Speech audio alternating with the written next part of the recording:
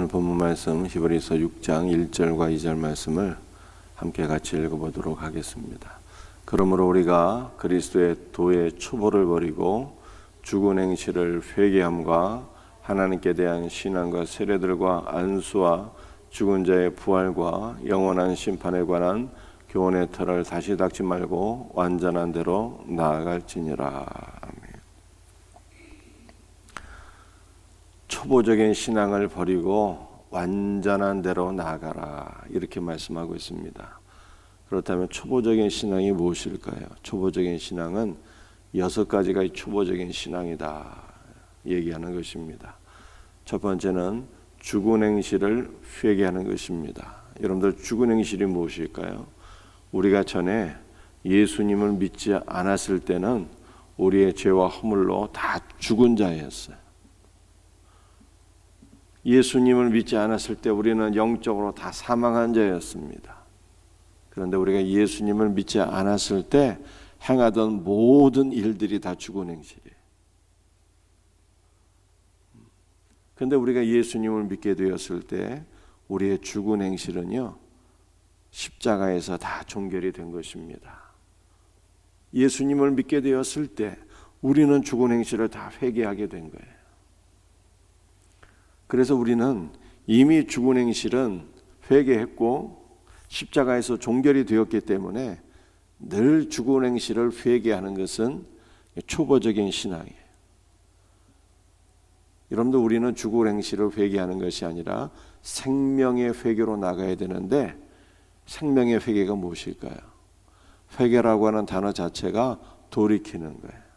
그래서 우리는 세상에서 돌이켜서 날마다 우리의 생명이 되시고 구원이 되신 예수께로 더 가까이 나가고 더 가까이 나가는 것이 생명의 회개입니다. 날마다 나의 행실만 바라보고 사는 자는 믿음의 진보가 없어요. 그리스도를 바라봐야 돼요. 죽은 행실을 바라보지 말고 그리스도를 바라보고 그리스도께로 나가는 성숙한 신앙인들이 되기를 예수님의 이름으로 축복합니다. 여러분도 초보적인 신앙 두 번째는요, 하나님께 대한 신앙이에요. 하나님께 대한 신앙이 초보적인 신앙이에요.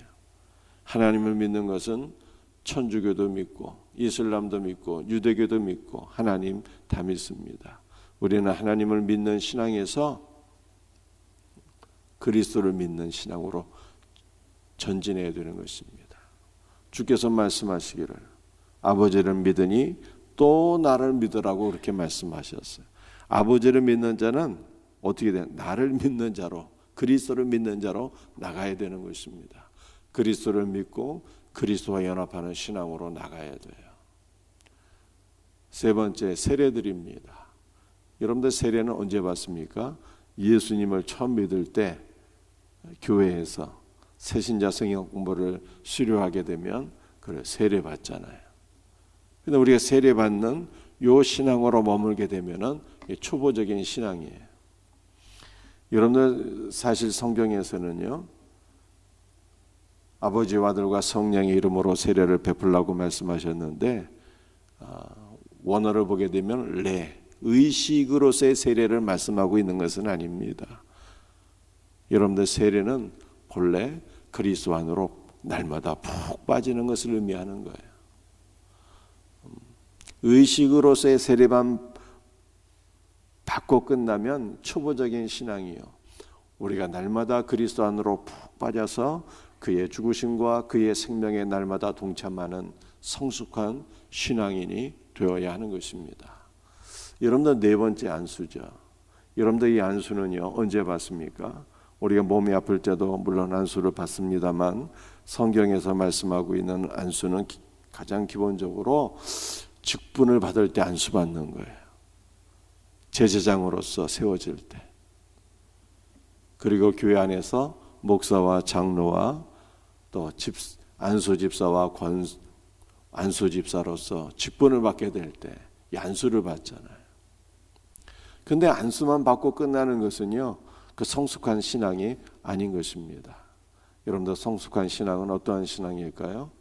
그리스도의 은혜와 능력과 생명을 받아서 주님께서 맡겨주신 사명을 잘 감당하는 것이 성숙한 신앙이에요. 안수만 받고 끝나면 안 되는 거예요. 여러분들 다섯 번째 초보적인 신앙은요, 죽은 자의 부활입니다. 언제 죽은 자가 부활하게 됩니까? 예수님께서 다시 오실 때 죽은 자가 부활하게 되잖아요. 예수님이 재림하시면 죽은 자가 부활해서 아들이 있는 자는 영원한 생명으로, 아들이 없는 자는 영원한 사망으로 그렇게 가게 되는 것입니다. 그런데 물론 죽은 자에 대한 소망, 예수님의 재림에 대한 소망이 우리에게 있어야 되죠. 그런데 우리는요, 예수님의 재림도 우리 초대교회 신자들은 이렇게 기도했거든요. 아멘 주 예수의 오시옵소서. 이렇게. 이것은 예수님 어수선케 오시기 바랍니다. 이러한 기도도 되지만요, 우리 한번 따라해 봅시다. 아멘 주 예수여 오시옵소서. 지금 나에게 임재해달라고 하는 간구예요. 아멘 주 예수여 지금 나에게 오시옵소서. 여러분들 성숙한 신앙인은 그리스도의 재림을 영적으로, 그리스도의 영적 임재를 날마다 누리며 사는 신자가 되어야 되는 거예요. 여러분들 부활도 마찬가지입니다. 여러분들 우리는 예수님 다시 오실 때 부활 생명을 누리게 되지만 날마다 그리스도의 임재 가운데서 여러분들 그리스도의 부활 생명을 누리며 사는 신자가 성숙한 신자가 되는 것입니다. 초보적인 신앙은 여섯 번째, 영원한 심판이에요. 이 영원한 심판, 예수님께서 오시게 되면 옛날은 백보자 심판이 있다고 그러잖아요. 최후의 심판, 마지막 심판, 영원한 심판이 있는 것입니다. 물론 우리가 영원한 심판을 소망하며 살아야죠.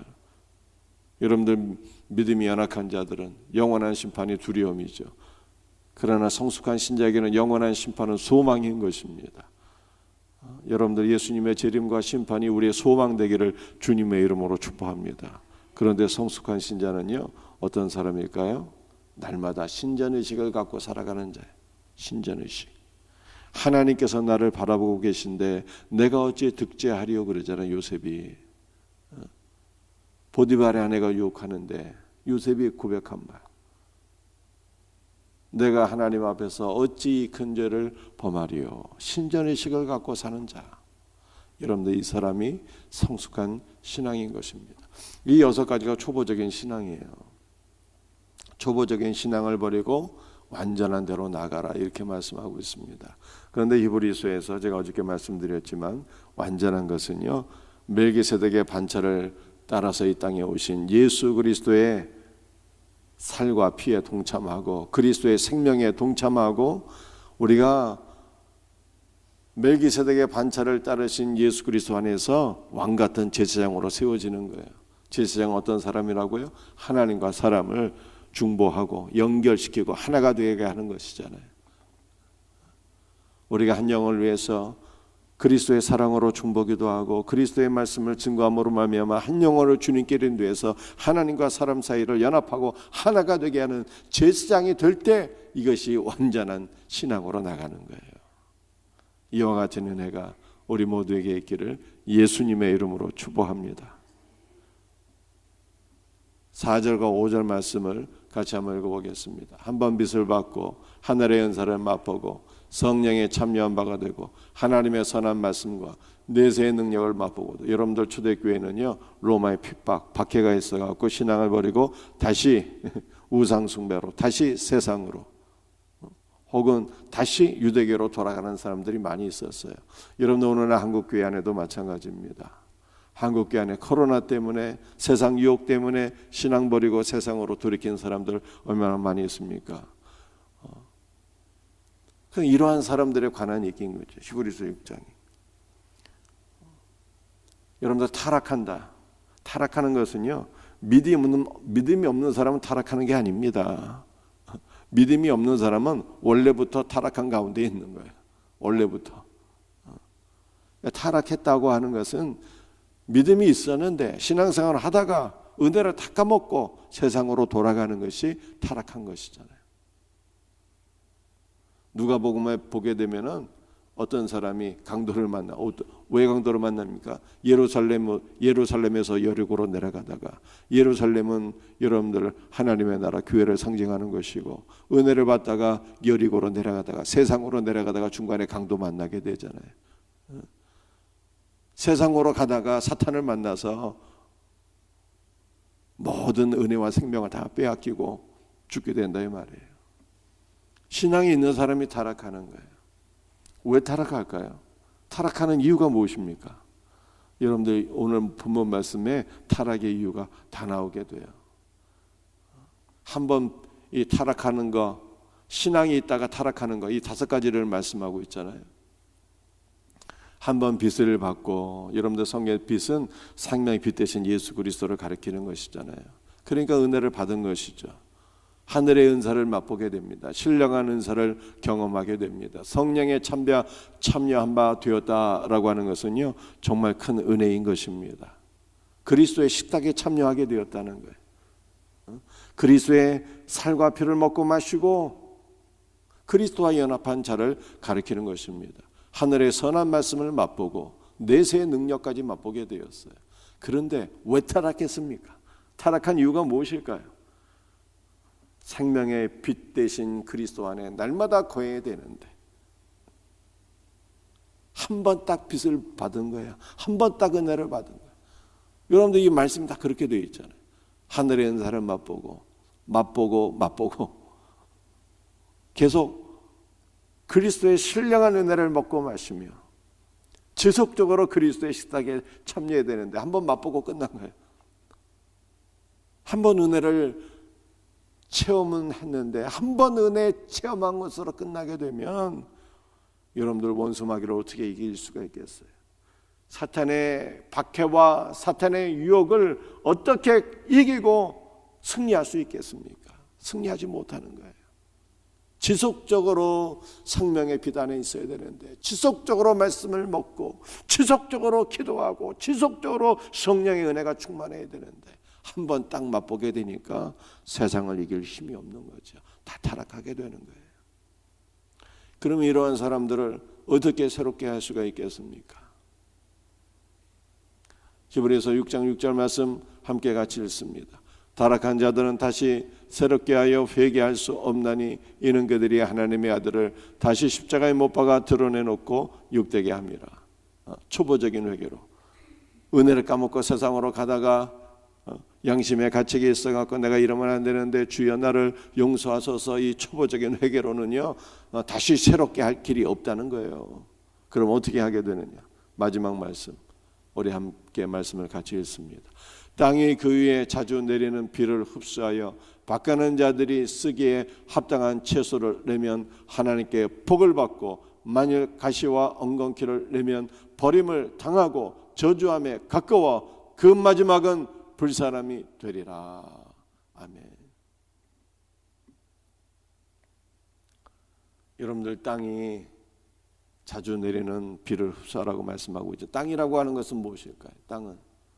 땅은요 본질적으로 우리의 마음밭을 가리키는 거예요. 그래서 복음서에 보면 씨 뿌리는 비유가 나오지 않습니까? 씨 뿌리는 자는 예수 그리스도요, 씨는 그리스도의 말씀을 가리키는 것이요, 씨가 땅에 떨어지게 되는데 길가에도 떨어지고 옥토에도 떨어지고 가시밭도 돌짝밭 떨어지지 않습니까? 그래서 이러한 이 땅은요 인간의 마음을 가리키는 거예요. 우리의 심령에 말씀이 떨어지는 것을 보여주는 것이죠. 그래 땅이 우리의 마음이 우리의 심령이에요. 우리의 심령에 은혜의 비가 자주 내려야 된다는 거예요. 하나님의 은혜를 날마다 받아야 된다는 거예요. 그럴 때 우리의 심령이 기경이 되고 우리의 마음의 밭이 갈아지게 되고 하나님 보시기에 아름다운 채소, 아름다운 열매를 맺어서 하나님께 복을 받고 영광을 돌려드리게 되는 것입니다. 그런데 이처럼 우리가 날마다 은혜를 받아야 되는데 날마다 은혜 받지 못하면 어떻게 되는 것입니까? 그 밑에 보니까 가시와 엉겅퀴를 내면 이렇게 말씀하고 있잖아요. 여러분들 날마다 은혜를 받지 못하게 되면 가시와 엉겅퀴가 나게 된다는 뜻입니다. 여러분들 가시는 무엇입니까? 가시는 글자 그대로 여러분들 찌르는 그 가시를 얘기하는 거예요.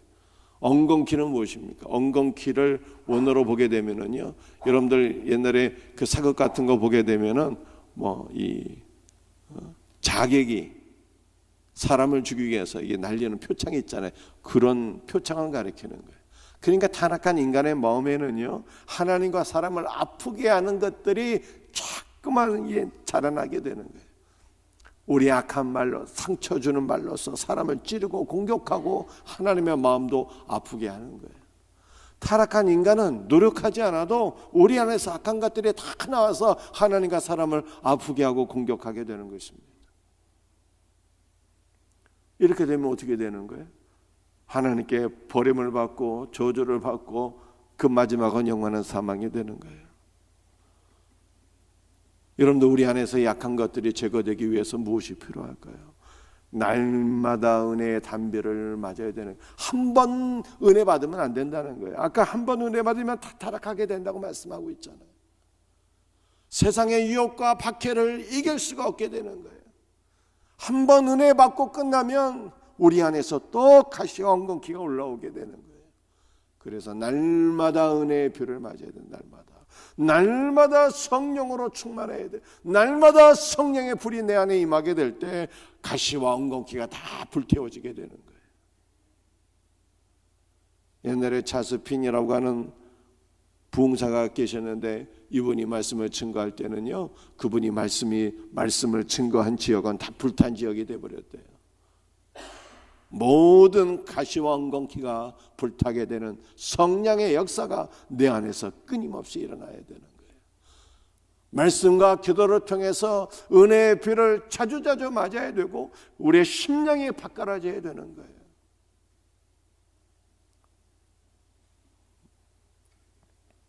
여러분들, 우리의 심령만 바꿔라지는 것이 아니라 우리의 환경도 바꿔라져야 돼요. 그리스도께서 우리의 환경도 다 변화시켜 주시기를 주의 이름으로 축복합니다. 여러분들, 탕자가 왜 탕자가 됐겠어요? 탕자 주변에 탕자들이 많이 있었기 때문에 그런 거예요. 주님께서 우리 환경도 다 바꿔라 주셔서 우리의 자녀들이 선한 믿음의 동무들을 만날 수 있도록 주님께서 은혜를 주셔야지 우리의 자녀들도 다 믿음의 사람으로 세워지게 되는 거예요. 주님께서 우리의 지식도, 우리의 머리도 바꿔라 주셔야 돼요.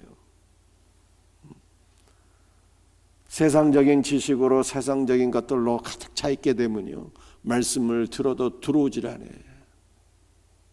지식도 바꿔라 주시고 우리의 머리도 바꿔라 주시고 우리의 심령도 밭을 갈아 주시고 우리의 환경도 밭을 갈아 주시고 그리스도께서 우리의 삶 전체를, 전 영역을 바꿔라 주시고 날마다 은혜의 피를 주시고 성령으로 충만하게 하실 때 우리는 비로소 하나님 앞에 합당한 열매를 맺고 복을 받고 영광을 돌리게 되는 거예요. 그리스도의 은혜가 날마다 우리에게 임할 수 있도록 사모하는 마음으로 기도하세요. 그렇지 않으면 그냥 딱 한 번 은혜 받으면 세상을 이길 수 없다는 거예요. 날마다 그리스도의 은혜가 충만하게 우리에게 넘치기를 예수 그리스도의 이름으로 축복합니다. 기도하시겠어요? 아버지 하나님, 오늘 히브리서 6장 말씀을 붙잡고 간절히 기도합니다. 한 번 빚을 받고 한 번 은혜의 말씀을 맛보고 능력을 맛본 자들은 어찌 이 악한 세상을 이기고 극복하고 승리할 수 있겠나이까? 믿음을 지킬 수 없는 것을 말씀하고 있사오니 주여 우리를 불쌍히 여기사 날마다 성령으로 충만하게 하시고 날마다 은혜의 말씀으로 은혜 받게 하시고 주여 기도할 때마다 은혜의 담비가 우리의 심령에 충만하게 내려서 우리의 심령이 바꿔라지게 하옵소서. 우리의 환경도 바꿔라지게 하옵소서. 우리의 모든 지식도 바꿔라지게 하시고 주여 날마다 은혜 받게 하여 주옵소서. 주여 날마다 성령으로 충만해서 하나님 보시기에 합당한 열매를 맺게 하여 주옵소서. 성령의 은혜 가운데 우리의 모든 심령에 가시와 엉겅퀴가 불타 없어지게 하여 주옵시고 제거되게 하여 주옵시고 우리 안에 오직 그리스도 예수의 생명으로 충만해서 하나님 보시기에 합당한 온전한 신자로 온전한 열매 맺는 성숙한 신앙으로 자라나게 하여 주시옵소서. 주여 날마다 초보적인 신앙에서 머무는 자 없게 하시고 날마다 성숙한 신앙인으로 성장해 갈 수 있도록 우리 모두에게 은혜를 베풀어 주옵소서. 오늘 이 새벽에 주 예수의 벌로 덮어주시고 성령으로 충만하게 하여 주옵소서. 간구하는 모든 것들을 들으시고 응답하여 주시옵소서. 예수님의 이름 받들어 감사하며 기도합니다.